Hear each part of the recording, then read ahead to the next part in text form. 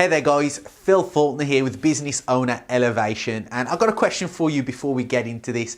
How great would it be to be able to close any sale that is closable in your business at the moment? I'm talking about high ticket all the way down to even the low ticket ones, but more particularly the high ticket ones that give you the best and greatest return. Well, in today's blog, I'm going to be talking about how you can close any high ticket sale and premium product or service to make sure you get the most out of your funnel, your business, and the best return so you can deliver the highest impact to your customer. I mean, at the end of the day, you know, a lot of people look at sales as this sort of awkward, manipulative thing, and they don't really understand exactly what it is. Well, a mentor of mine told me and really drilled into me that selling is not something you do to people, it's something you do for them. So what I want to really do in today's blog is really talk you through the process, the psychology and the system behind effective closing and handling any objections that come your way, because most people don't actually understand what an objection is.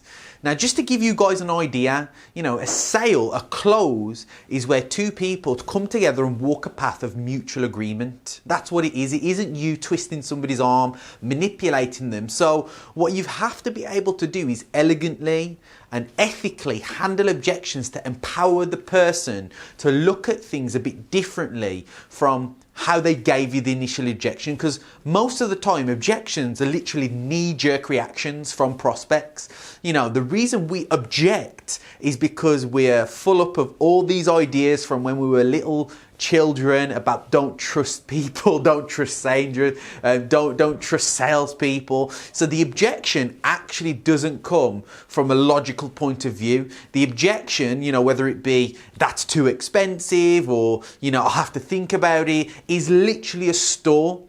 And for you and I, the salesperson, whether you're a coach, a consultant, a network marketer, or any business that requires you to be selling a product or a service to somebody, has to see the objection like this. It's where you haven't provided enough value and enough of a reason for the prospect to make a decision with you and get past any preconceived ideas that have forced them to object. So the objection is a signal that gives us an opportunity to represent and provide even more value to the prospect so they can make a decision that we ultimately know through proper qualification, through the pipeline, through the sales process, making sure that this person, we are only selling and providing our products and services to the people that absolutely need it. And any objections that come our way are literally just stalls, and they're keeping the person where they're at, which is where we know they shouldn't be, because it's our responsibility to help that person get to where they want to be. And if you're selling any product or service that you absolutely believe in, which I hope that you are, you'll know that handling objections, closing at the highest level, is an absolute necessity for you to go out there and create the most impact with your customers. So what I'm going to do first and foremost is just really talk really briefly through the sales process, to the point where a lot of people don't realize that selling doesn't begin straight away. It actually begins when you get that first objection. And below in the text, you'll be able to see a link that goes into this sales process in a bit more detail, so you can see how we get to this point where we're actually handling objections, closing the prospect. So if you want to do that, you can go and really look into that and make sure that you've got all the ideas that you need to make sure you're qualifying people correctly. But just to give you an idea of what this sales process looks like, you know, first and foremost, it starts with trust. You know, it's imperative that we establish trust with our prospect, because if there is no trust, there will be no sale. That's the first process to the sales process. Another thing that we have to consider is, you know, selling is your ability to create an atmosphere of ease, and that's what the first step is. Then we go on to the needs discovery. This is the qualification stage. This is where you're making sure that the prospect has specific needs to the benefits that your prospect can get from your product or service. A lot of people skip this and they don't even establish trust, and they just go straight into closing, which is why most people are getting rejection at the highest level, and they're thinking, well, this doesn't work.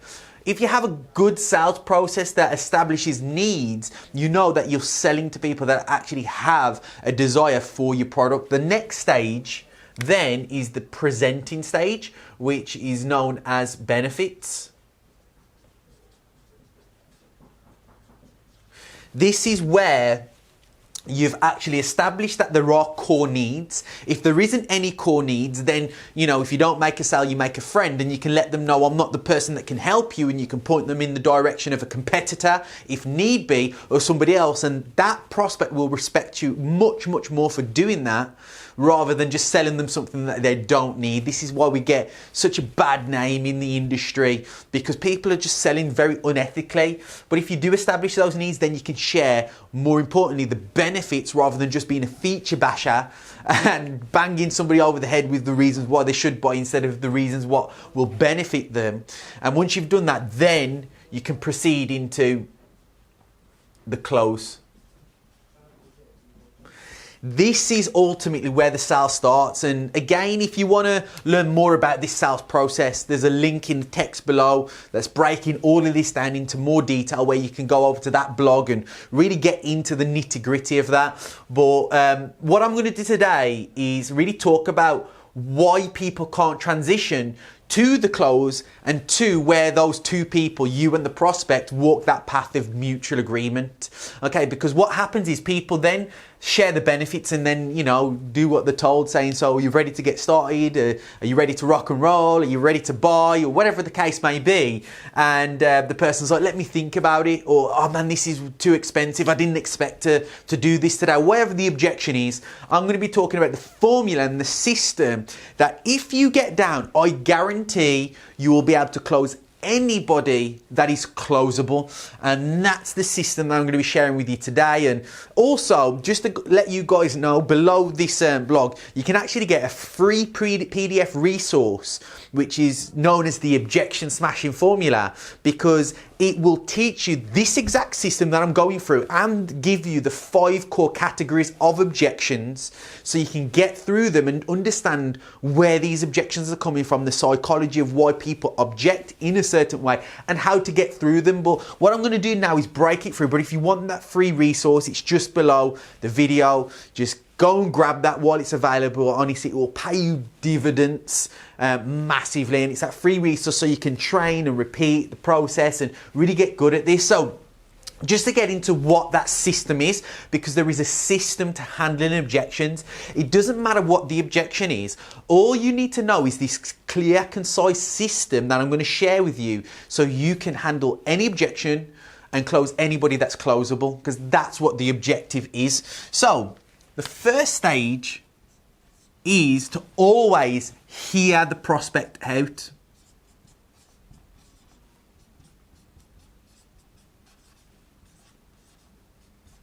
Okay? Most people, because they're not trained correctly, because they don't know this system, because they don't know the sales process, they're so passionate and emotionally attached to the outcome that when an objection comes, or the prospect gives a reason why they don't want to buy today, why they want to think about it, it's too expensive, whatever the case is, they get too emotionally involved with the outcome and they start to cut the prospect up, or they completely retreat from the sale. What we should actually be doing is hearing the prospect out. We should literally listen to what the prospect is saying and understand, is this, number one, even a real objection, or number two, is it a stall because they don't want to make a decision right now because of these unconscious buying beliefs that we all have deep inside of us, and they're trying to stall the situation because of some belief around them not having the money, they don't believe they can do it, or whatever the case is. They may have heard some stuff about your company, your product, your service, you even, and they want to stall. So what we have to do is hear the prospect out to a full extent, where we're completely subjective. We divorce ourselves from any preconceived opinions that we may have over them not buying there and then, So then we can move on to the next stage. You know, like they say, we have 2 ears and 1 mouth for a reason, right? Then an optional thing that we can do, I'm going to actually put in brackets, because this is optional, is ask a reflective question.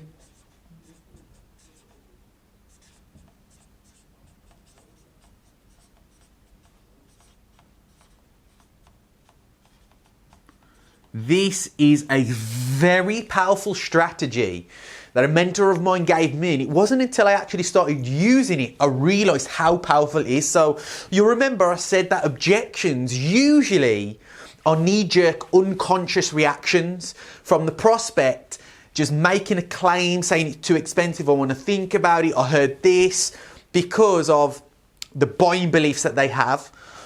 Well, like I said, you have to hear the prospect out to establish whether or not this is a real objection or this is a stall.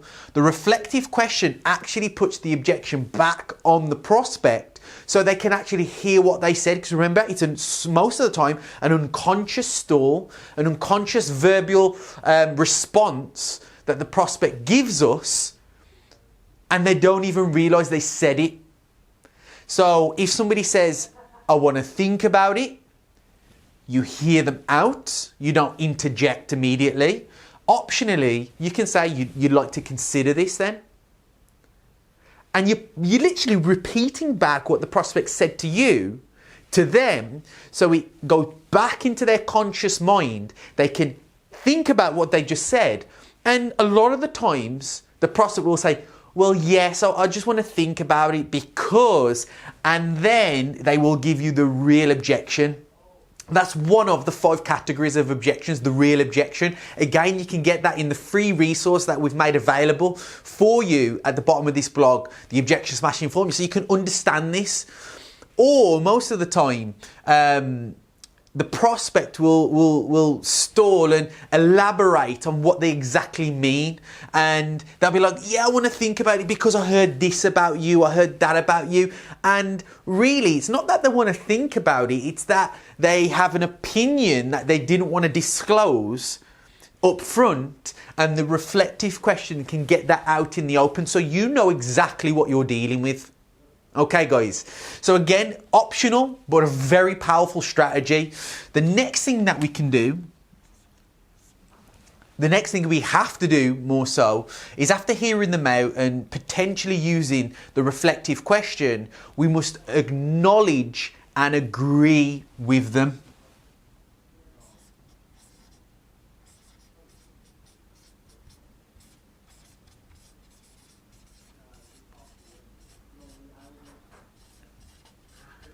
Very, very important. Now, don't get me wrong when I say agree with the prospect. I'm not telling you to listen to their objection and take it for what it is and walk away from the sale and go, hey, you got no money, no problem, see you later, bye-bye. I'm telling you to agree with them I'm telling you to agree with them in regards to their perception of the situation. For example, I was doing a workshop yesterday with a group of entrepreneurs, coaches, network marketers, and we was talking about the price objection in particular. And I spoke about, what if you were selling a £2,000 product? And a lot of these people were selling products that were about £200. And they said, whoa, I could never imagine selling £2,000. Whoa, I could never think of spending that much money on something. That's what one of the audience said that was in the workshop. Now, I then heard them out. I didn't have to, use the reflective question in that sense. But I agreed with them and I says, hey, I agree. £2,000 is a lot of money. I've been there when I saw that as a lot of money. But let me ask you this.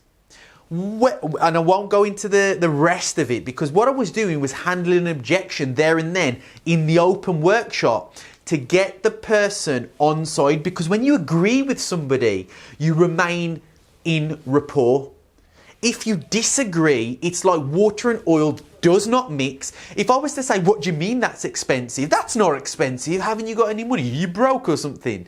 if I was to do that, they would see me as judging them. They would see me as an opposition in disagreement, and it would break rapport. You would literally lose everything you've worked for up until this point because you've disagreed with them, you've been objective with your opinions, your beliefs, and disregarded theirs. And this is why it's so important to agree with the prospect, because you're actually seeing where they're coming from.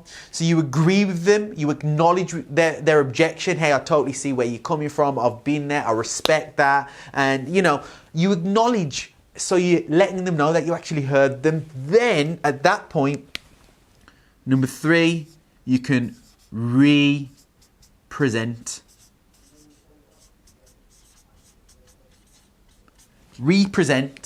So in the example of yesterday, when I was in the workshop, I heard her out. She was like, I could never imagine selling something like that. No way. I heard her out. I agreed. Hey, I totally hear you. And listen, I've been there where £2,000, acknowledge, £2,000 was a lot of money, and I saw it that way. But I said, let me ask you this. I questioned the objection to represent. Let me ask you this. You as an entrepreneur, you want to get to the point where you look at £2,000 like it's nothing, right? Yeah, she agreed. And I said, so until you see £2,000 and you see it as an opportunity to break through that paradigm so you can spend that sort of money without even batting an eyelid, until you see that differently, you're going to remain where you are. Wouldn't you agree? Yeah. So how about we look at it a bit differently and we find a way that we can take that £2,000, crush through it so it's never a problem for you again. Shall we do that? Yes. And I got her to see it differently. I represented a new idea to the point where she was now in agreement and she was ready to take the next step. And if this was me selling that £2,000 program, I'd have been like, great, well, let's invest. Let's place a deposit. Let's start working on these ideas so you can make this happen and get through this. How does that sound? At that point, they're either going to agree and take action, or they're going to throw another objection. And if they were to throw another objection, so if it was another objection and we wasn't able to proceed, we'd go round. We'd hear them out, we'd handle the objection using the system, whether we ask a reflective question, we agree with them, we acknowledge, and we represent. And we've got to be willing to do this, up to 3 to 5 times. And that's what's known as hard sales, staying in the sale when you know it's something that they need to break through. Okay, guys, so this is really the system of handling objections. And again, you can get a free PDF resource that will break down the 5 main categories of objections. And also along with that, you'll also get the 9 powerful closing strategies, the most common objections that most people get, whether it be network marketing, coaching, consulting. We'll break that through. And what we're going to do now, we're actually going to switch camera. I'm going to bring in my buddy, Rob Dean, and we're going to break down 3 of the core objections from that and give you live examples. So stick with us. We'll switch to that now. Hey there, back again, guys. Phil Faulkner here, and I've brought on set my main man, Robert Dean Smith, the first Marcus Manifesto guy, to really come to me and show exactly how you can use this formula with 9 different techniques. And we've only got time to go into 3 today off here, but below you can get a copy of these 9 powerful closing techniques, which you absolutely need. It'll help them close any high ticket sale, whether that be $100 all the way up to $10,000, very easily and smoothly. So make sure you get this. It's a very valuable piece of content. But what we're going to do, we're going to take 3 of them today and really dissect the psychology and why this formula is so powerful for you to stay in the sale. What do you reckon, Rob? Yeah, I think it's going to be awesome. I mean, with myself, I've got a long history of being in the sales industry. I first started out in the life insurance industry way back when. I don't want to even give away my age, in the 80s, late 80s. And these principles and strategies that Phil is going to talk about have been timeless. They haven't really changed. If you master this art of handling objection, then knowing how to really close firmly and professionally, then you're going to write your own wage ticket. You're going to write your own sales ticket. It's going to be better than the lottery, because you know what? The lottery is a 1 million to 14 chance. When you know how to close property, it's near enough a 1 in 1. Once you've obviously established the right kind of leads. You'll close anybody that is closable, straight up. This is why we've put this free resource together to give you an idea how to get over these 9 common objections, and also alongside that you'll get the objection smashing formula, which breaks down the 5 major categories of objections. It really goes into this and it will really break it down. So what we're going to do right now, we're going to go into 3 of these objections, and we're going to break it down exactly how you can use this strategy and really get through it. So where we starting, Rob? What we got here first? All right, so this is, way back when, this was a very common one from when you're either selling cars, photocopiers, anything you want to sell. People would always go up to you and say, Rob, it's too expensive. So in your case, hey, Phil, it's too expensive. So guys, first and foremost, remember, you've presented, you've established the needs, there was agreeing with you every step of the way, but the knee-jerk reaction, because most people live in that poverty consciousness, $10,000, it's just too it's expensive. too expensive. And that didn't come from Rob's conscious mind, that come from deep within. It was just a knee-jerk reaction, it's too expensive. And I know I haven't provided enough value to Rob right now. Haven't provided enough value, so again, we're going to follow it. I'm going to hear him out. I'm not going to go, what do you mean? I'm not going to do that. I'm not going to start arguing with him. Yeah. So again, on this free resource, we break it down word for word for you. So again, optional. It's too expensive. Yeah. I can use that. Rob may elaborate on that. But in this instance, let's say that Rob doesn't elaborate. It's just knee-jerk reaction. It's too expensive. Agree and acknowledge. I totally respect that. And I've been in the situation where I've seen the price and my head has totally exploded. So yeah, I'm acknowledging, I'm agreeing, I'm seeing it from Rob's perspective, from the prospect's perspective. Because remember, it's water and water. And I'm doing that, as you can see, Rob is nodding with me. I'm there not going, what do you mean it's expensive? And breaking rapport. I'm agreeing and acknowledging. Then I'm going to move on to my presentation. I'm going to go back, represent, and go in for the close again. So what I need to acknowledge is, and what I need to look at now is, when you're seeing things that are too expensive, is that because of a belief that we have about money? I've got a question for you. How long has it been, have you been in a situation when you haven't been able to purchase something because of the price? Is that the way that you want to live? If it is, that's totally okay, and that means that you're going to be exactly where you are, held back in that situation. If that's not okay, then you'll have to move forward. I've got to ask you a question. If we could find a way to get around this so that you can start to see the price of things, so you can move forward through them without seeing them as an objection, is that a reality that you'd want to be in, Rob? For sure, definitely. I've got him to agree. I'll just ask for the order now, guys. I'll just go, okay, cool, let's do this. Let's break through your budget and let's get you the car because you agreed that you wanted it. And I'll ask for the order. I'll stay in the sale. A lot of people will see this, oh, I can't do that, but you have to do this because it's the belief in your product, in your service, to get them to see that their unconscious decision is holding them back. What do you think, Rob? No, absolutely. And there could be a couple of things with the whole price issue, depending on what you're going to sell. I mean, obviously, if it was a car, if I was buying a car and price was an issue, Phil probably could have closed on the price in a different way. He may have been able to offer some optional terms where there may be no money down and you've got 3 months reprieve or 6 months before you have to make that initial down payment. So it really just depends on the type of clause. I mean, that kind of scenario there, I think the way that we were discussing that kind of scenario and the flow of that would be like if I was in a kind of like a coaching arena and I was thinking about maybe joining a coaching program that you're doing, that would be kind of like an ideal perfect way of knocking out my objection, getting through those barriers and getting me to commit to the next part of the sale. 100%, because remember, when you're selling something that can get them to the next level, you have to show them that where they're at right now is the reason why they're where they're at right now. Yeah. So I have to show him that if that's okay, if you want to stay where you're at, stay there. But if we could find a way to get past that and get through that, is that a reality that you would like to live in? And that is the tie down, the close there. There's just that subtle you know, where it's back to me to take responsibility. If I could, you know, offer you a solution, if I could find you a way, if there was another option, would that be, you know, would that be presented? You know, so that's great. So that key word of if is that little transition, very subtle. It doesn't have to be like in your face, but very subtle. If I could, with a smile. And the price is a big thing. So you got that below, you can get that. That's one of the 9. What else have we got right now, Rob? Okay, which is very common when you get to that point of closing. I want to think about it.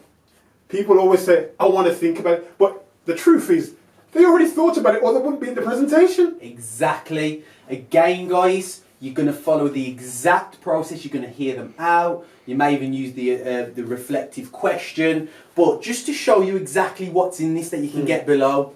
Again, I totally agree. A lot of people have to go away and really consider their options. I'm agreeing, I'm acknowledging, I'm letting him know that that's totally okay. But here's the trick, guys. Here's when I'm going back into the representation and answering and dispelling any objections he has. Here's the thing.